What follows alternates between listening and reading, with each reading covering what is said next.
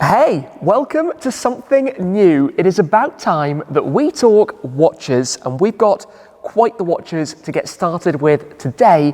But over the years making videos, you guys have been asking about my watches, about the watches of some of the car collectors I visit, people who own cars like these, who tend to own some pretty special things. But also I've got quite a passion for swatches, hence we're here on this new channel to try something out. Let's see how this goes and kick it off with a bang. So welcome to Shwatch150. It had to be done, where today we're talking about one of the most hyped watch collaborations of all time, very close to my heart. This is of course the new MoonSwatch from Omega and Swatch. Omega being part of the Swatch group, they have released these 11 new watches, 3 of which I'm lucky to have right here: the mission to the Sun, the mission to Mars, and the mission to Venus. And we're going to unbox these together and talk a bit more about it, because my word, when these went on sale, it was chaos across the entire world, from the stores opening in Australia and the Far East, through to Europe, through to the USA, countless stores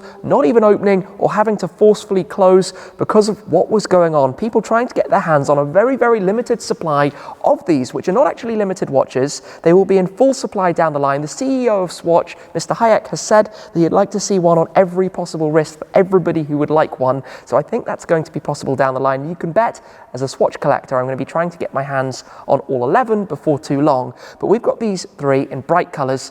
I tend to like the bright colours to get us started. So let's begin, I think, with Mission to the Sun. This is where it begins. These are based on the Moonwatch, on the famous Omega Speedmaster, the watch that the astronauts wore when they went to the moon, a very iconic watch that has featured in many different derivatives over the years. I've owned one of them previously as well. Sadly, I don't still have that to be able to show you, but that's where I think the genius of this marketing collaboration has really come through, because Swatch, of course, are for everyone. They make materials with bioceramic or with plastic. They're priced very affordably, very colourful, very fun. They started in the 80s, revolutionised the industry, and as you'll find out from the future videos, I've got a lot of them, and I really like the stories behind them. So this is a collaboration using one of their most iconic brands and one of that brand's most iconic watches to create something that's completely new. Like we've seen in the fashion world and other industries, bringing the 2 brands together, it is still a Swatch with their bioceramic material, but inside we are greeted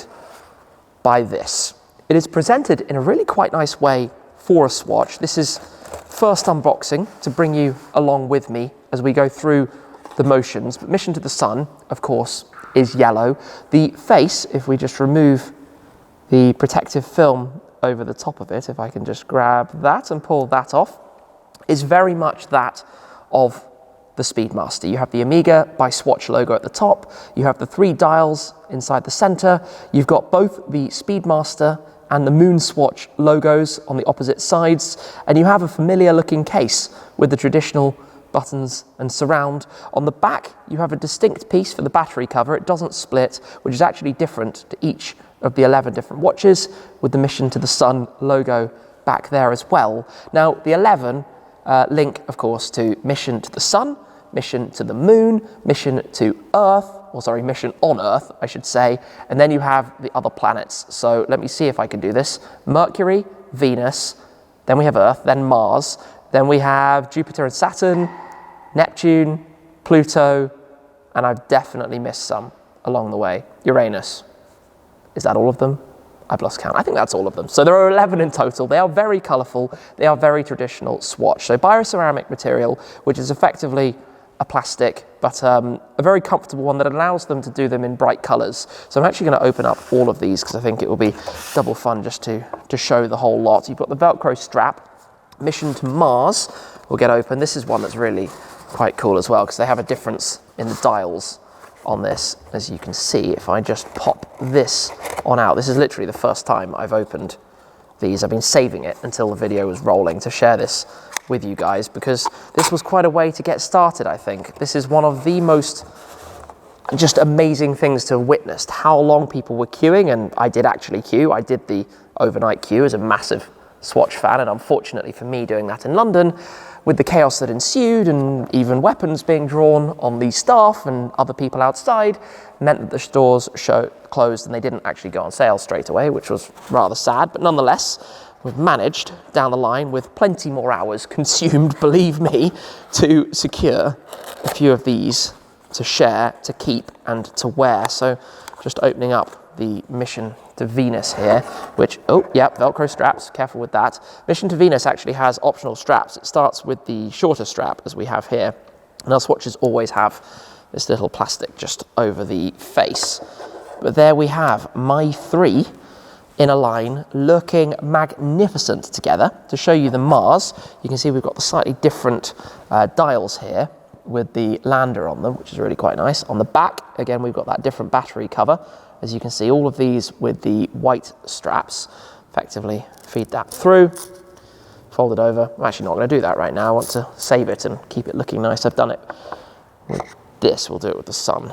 I think this is the one I'm probably going to wear immediately, just to give a little perspective on what that looks like when it's closed up and ready to be worn. So you would be almost not wrong to mistake these, other than the colours, of course, in this case, although there is a link with yellow to a previous Speedmaster as original Speedmasters. That's why Mission to the Moon and Mission to Mercury have been the most popular off the bat, because of being black and grey.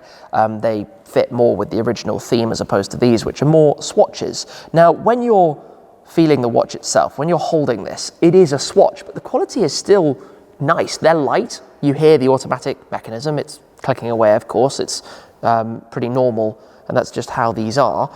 But it feels like a premium quality swatch, but remember, it's a swatch. If you go into this thinking it's an Omega, be prepared perhaps to be a little bit disappointed, because in reality, you know, it is just a top-end flagship swatch. And that's why, obviously, at the price point, these came out at £207 here, $260, 250 euros. It's a lot for your money. I think if they had priced these at double, the queues would still have been extraordinary. And talking queues, obviously they launched with this massive, massive, massive demand, and each store only received a couple of hundred at best across the world. That's not an awful lot of these, and you'd have stores with 100 for sale and 3,000 people queued up outside, and that's why it all descended into chaos. But part of the reason for that is that they didn't want these to be known about. They didn't want them to be leaked. They were produced by people who didn't know what they were working on. They were distributed completely discreetly, and we only knew about them about a week before they were even presented, and they were only shown about 2 days before with these wonderful cases that feature the full set, presented in both Swatch stores and also in Omega stores. They're only available in select stores at the moment, and while they do have plans to sell them online at the moment, it's only in stores when they restock. And here in London, we have 3 stores, well, 3 of the 5 stores in total that offer them. We have the Oxford Street store, Carnaby Street, and Covent Garden. There's one in Edinburgh, but basically around the world, not a whole lot of places to get your hands on these rather wonderful little things. Hence, the queues and the chaos, and obviously the reseller market that came as a result. Now, if you want to pick up one of these at the time being, they have come down a long way from where they started on day one, when I was unlucky and wasn't able to get one despite a rather long wait. The price to pick one up online was thousands of pounds, more than 10 times the recommended retail price, £2,500 or so. And if you ask me, that's mad for something that you can pick up down the line. I have been lucky to purchase all of these for the shop price, and I'm very, very pleased about that and treasuring them, believe me. But now, even still today, I think they're probably about 3 times what they cost new at the time of recording, about 3 times, about £600 generally speaking. Some are in more demand than others. As I said, Moon and Mercury at the top. I think Venus is down at the bottom, and even Mars and Sun are definitely towards the bottom end of the collection. But I like colours, and if you know me from the cars, that connects to the GT Black series and the Emira. Now, I did want to try and pick up a Neptune because I thought Neptune would go very nicely with my Ferrari SF90, which is around the corner. Alas, it wasn't to be. But they also come in the boxes, just to show you a little bit more of what we have here, with a little leaflet that shows you the different ones. I could have just read the list and I wouldn't have been struggling. I don't even know up to this point if I did actually say them all. We shall work that out down the line. But a little bit of information about each of the various watches on both sides of that, and some more information about the collaboration, which is quite a nice thing just to have slid in the side of this. And then on the other side, a bit more about the watch itself in obviously many different languages, your usual warranty guarantee side of things. Now we'll talk much more about the Swatches. I always love to wear one. These are brilliant watches for just daily. Don't worry about it too much. And we'll go through all of those. But this is really nice packaging for a £207 item, if you ask me. And you can see why this collaboration has been such a massive marketing success, I think you can say. Obviously with its drawbacks, the lack of preparation and the chaos that was all part of it. And I, for one, having failed on multiple attempts with incredibly long hours waiting, wasn't particularly happy about it, especially given that at the first drop, I would have been in line in my original position for choice of the watches. At the second drop, I would have been at the back. Unfortunately, was unable there. Third time around, got a little bit lucky. Fourth time, etc. from there.